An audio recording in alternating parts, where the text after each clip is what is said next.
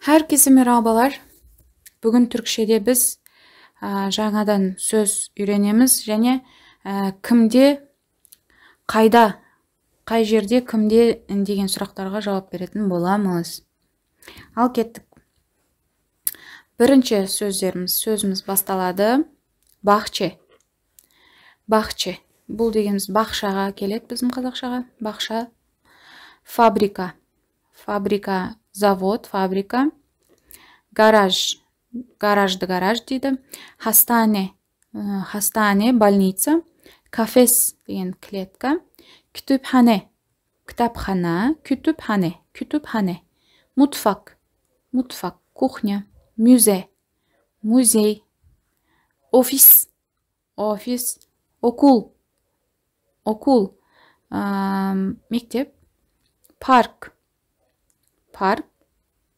Raf. Raf дегеніміз полка. Raf. Сынып. Сынып. Класс деп қойған. Сынып. Синема. Синема кинотеатр. Синема ағылшыншада да синема. Университе. Университе. Университе. Университеде. Университеде. Университе. Университеде. Университе. Бұл университет. Енді местный падеж деп қойған. Біз бұны талдаймыз. Кімде, қайда деген сұрақтарға қалай жауап береді екенбіз. Яғни ол да, де, та, те, аффиксі арқылы жасалады. Қай кезде да, қай кезде де, қай кезде та, қай кезде те дегенді қалай қолданатын едік? Сөздің соңғы буынына байланысты қолданатын едік. Егер сөздің соңғы буыны жуан дауыстыға бітетін болса, онда да, де, жуан жіңішкесіне қарай. Жуан бітсе да, жіңішке бітсе де.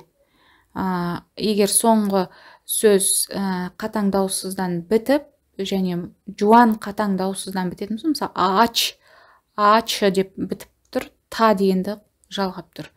Осылайша анықтайтын едік. Кітап нәрде? Сөйлеген кезде мына жердегі нереде дегенде е түсіп қалатын сияқты нәрде деп айтады. Бірақ нереде десеңізде ол қате емес. Кітап нереде? Кітап масада. Кітап қайда? Кітап столда. Күш нереде? Күш ağaçta. Құс ағашта. Құс қайда? Kimde kalem var? Kimde? Кімде қалам немесе ручкам бар, Кімде ручкам бар? Бәнде калем бар. Яғни кімде деген сұраққа қалай жауап береді екенбіз? Кез келген жаңа өзіміздің мен болса онда ол бәнде, сен болсаң ол сәнде, ол болса ода.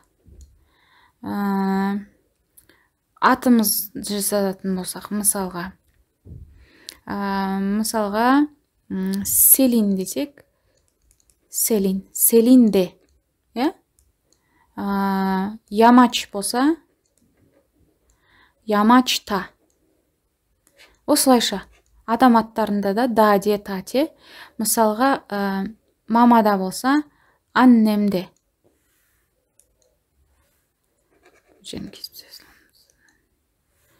Мысалға аннемде. Аннемде. Бабада. Бабада. Мысалы, осылайша. Өте оңай. Әрі қарай кеттік. Мысалдарды қарастырайық. Бірінші жаттығуда, 4-те бірінші жаттығуда анне мутфак та болады. К өйткені дауыссыз дыбыс аяқталып тұр және қатаң. Баба гараж да. Çocuklar oda da. Öğretmen sınıfta. Kitaplar rafta. Raf дегеніміз не? Полка еді. Tamirci fabrikada. Öğrenciler kütüphanede. Жіңішке. Kedi bahçede. Kedi деген еді? Мысық.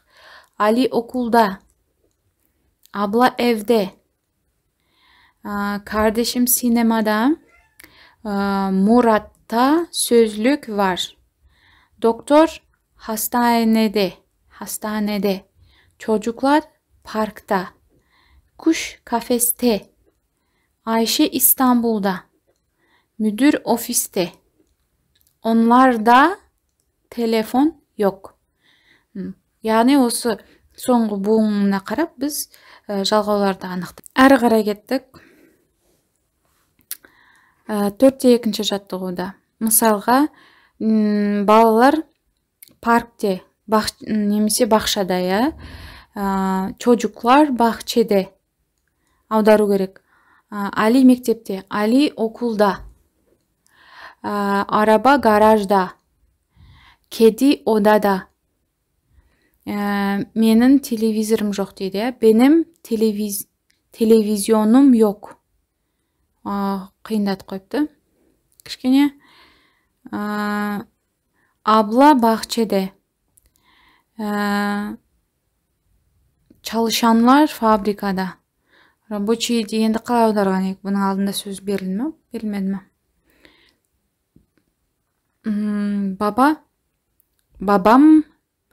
Babam Amerika'da.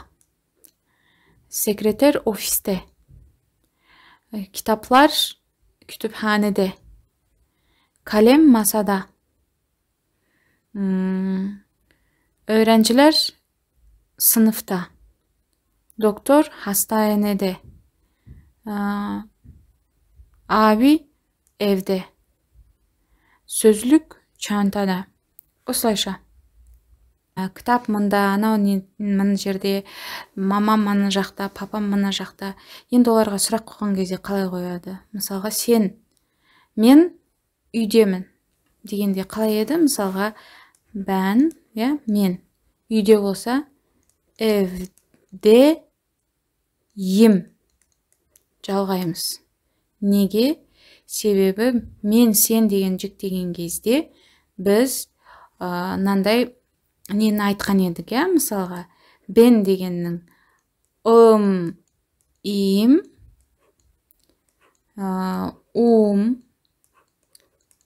деген жүктеу есімдігінің жалғаулары болатын еді.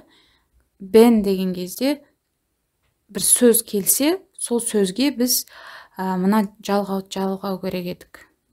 Сен деген кезде сын, син, сун, сүн деген жалғау. О деген кезде жоқ еді. Biz деген кезде ыз, из, уз, үз. Siz деген кезде siniz, sınız, sunuz, сүніз деген бар еді. Onlar дегенге лар, лер бар еді. Естеріңізде болса. Енді сұрақ қойған кезде, бұлай жауап берген кезде, ben neredeyim ben? Ben evdeyim. Мысалға, okulda болса, okulda ben. Okuldayım. Аға қарап, біз ымды таңдайтын едік. Бірақ екі дауыстының арасына бізге игрек жалғастырушы дыбыс болып, дауыссыздың рөлін атқарып келетін еді. Okuldayım. Осылайша, мысалға, келесіде айтылып тұр, сұрақ қойған кезде осы жалғаулар, мына бән, сән, жүктеу жалғаулары жұмыс жасайтын болады. Сен нереде деген сұрақ бар еді ғой, нереде деген сұрағымыз бар еді. Оған жалғайсын нереде син жіңішке болған кейін. Жіңішкеге бітті, жіңішкені аламыз. Neredesin? Sen neredesin? Ben mutfaktayım. Cevap, ben болғандықтан мыналар кетеді, мына жалғаулар. Ben дегеннің жалғаулары кетеді. Ben mutfaktayım. Ымның сосын жалғастырушы Y. Siz neredesiniz? Biz kütüphanedeyiz. Kütüphanede biz болғандықтан izді жалғаймыз. Y арқылы kütüphanedeyiz. Sen evde misin? O әдемі сұрақ. Sen үйдесің ба? Сұрақ қойған кезде. Sen evde mi? Десең егер, sen evde mi? Sen үйде де қалды. Сеннің жалғауы қайықта бізде. Sen evde misin? Яғни біз сұрақтың жалғауына жалғайтын едік. Сұрақ қойған кезде. Evet, evdeyim. Өйткені не үшін им? Мына жерде скрытый болып тұр, ben деген сөз. Ben, evet, evdeyim. Siz fabrikada mısınız? Сыныз деген ол. Сіздікі. Fabrikada mı? Сұрақтікі. Siz fabrikada mısınız? Evet, fabrikadayız. Biz деген тұр мына жерде. Осылайша 4-те 3-ші жаттығуды қарасаңыз, мысалы, сен қайдасың, сен нердесің? Ben ofisteyim. Жазу керек бұны. Ben ofisteyim. Ofisteyim. Ол музейде ма? Сұрақ белгісіне қараймыз. O müzede mi? Ол müzede mi? Siz hastane. Осылай меді? Siz hastanede misiniz? Hastanede misiniz? Өйткені ми деп ол оға бізде жалғау жоқ еді.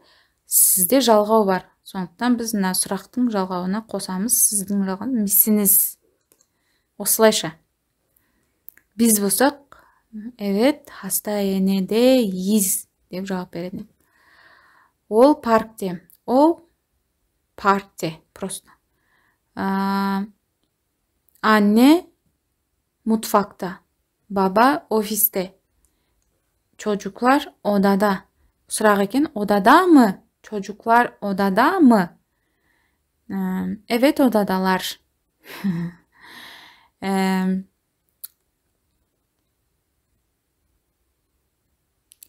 Так, где врач? Doktor nerede? Doktor nerede? Осылайша аудару керек. Тыңдағандарыңызға рахмет. Келесі сабақтарда кездескенше.